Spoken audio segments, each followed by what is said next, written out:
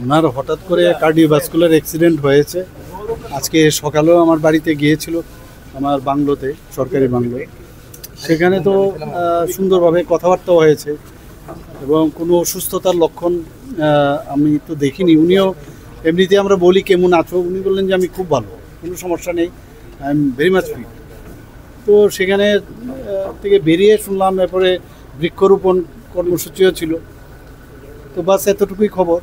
পরবর্তী সময় আজকে একটা প্রোগ্রাম আমার একটা ছিল আগরতলার মধ্যে, আমি স্টেজের মধ্যেই ছিলাম।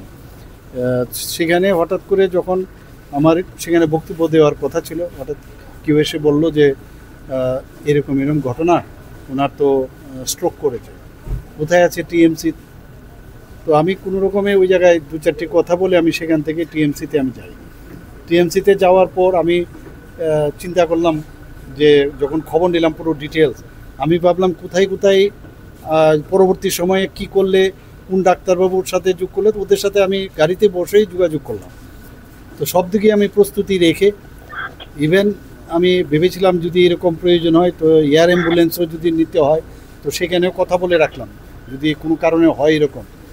তো বাই দিস টাইম টিএমসিতে আমি যাই। সেখানে যাওয়ার পরে আমি দেখলাম ওখানকার ডাক্তারবাবুরা যথেষ্ট, ওনাকে যে প্রিলিমিনারি যা চিকিৎসা দরকার, মিনিটল থেকে আরম্ভ করে সব, এবং CT scan everything they have done. এবং ওনাকে যে ইনটিউবেশন করতে অসুবিধা হচ্ছিলো, ওখানে অ্যানেস্থেসিওলজিস্ট ছিল, ওনার লিডারশিপে সেই অ্যানেস্থেসিওলজিস্টের কারণে সেখানে ইনটিউবেশনটা সম্ভব হয়েছে। তো খুবই ভালোভাবে ওনারা ট্রিটমেন্টটা করাতে, এবং পাশাপাশি যখন বলা হলো যে সিটি স্ক্যানের পরে একটা মেসিভ, যেটা কার্ডিওভাস্কুলার অ্যাক্সিডেন্ট, মেসিভ রক্তক্ষরণ হয়েছে ইন্ট্রাক্রেনিয়াল রিজিয়নে।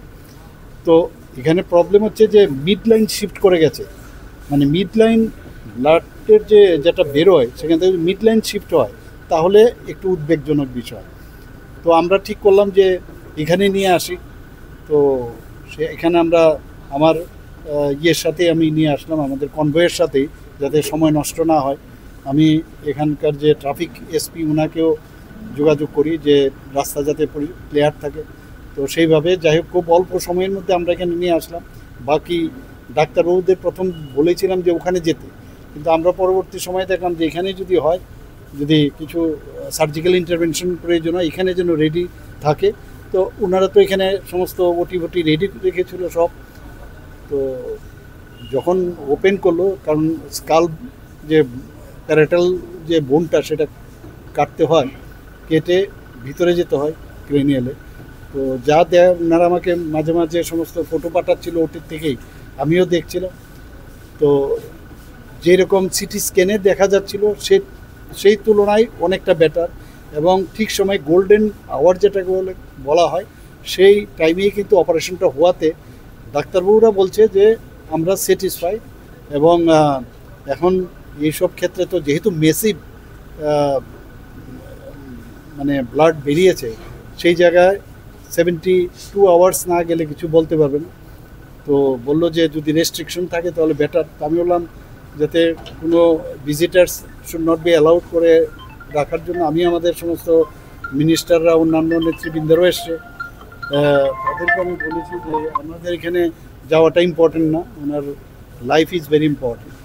তো এখন অবধি তো ডাক্তারবাবুরা বলছেন যে অপারেশন ভালো হয়েছে এবং আমাদের এখন অবজারভেশন লাগবে। বাকি কালকে আবার আমরা ওনাদের ফ্যামিলি মেম্বারের সাথে কথা বলবো, যদি অন্য কিছু চিন্তা ভাবনা হয় সেটা